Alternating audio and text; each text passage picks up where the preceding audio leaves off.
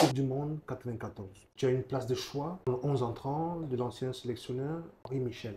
Compétition durant laquelle le Cameroun n'a pas atteint ses objectifs, à savoir briller comme en 90. Que retiens-tu de cette compétition? Ce que je retiens, c'était vraiment l'amalgame. Je ne veux pas prononcer d'autres mots qui feront que peut-être j'ai choisi un mot qui est doux et qui est vraiment bien à écouter. Il y a eu beaucoup d'incertitudes parce que quand Kala et Son arrivent, ils sont tout aussi jeunes pour jouer une compétition de cette envergure. Mais on les fait confiance, on les met avec toute la naïveté et il fallait qu'on suive.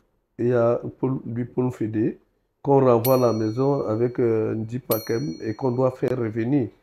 Vous devez comprendre que si on doit donner la chance à certains joueurs, ce n'était pas en ce moment-là. Au moins à des matchs, et même pas des matchs éliminatoires, parce que dans une sélection, on prend d'abord l'expérience avant de parler de toute autre chose. Donc, ma désolation, c'était que on a voulu forcer certains joueurs et que ça n'a pas marché. Et au niveau de la cohésion, ce n'était pas ça. Donc, et on a fait.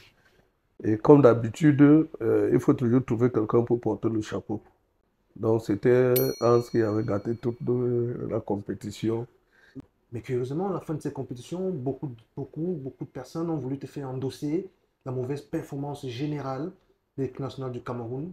Mais on n'a pas été du tout concentré parce que il faut justement nous éloigner de tout ce qui devait nous revenir comme prime jusqu'au début de la compétition. Vous vous rendez compte, on n'avait pas encore reçu nos primes de participation.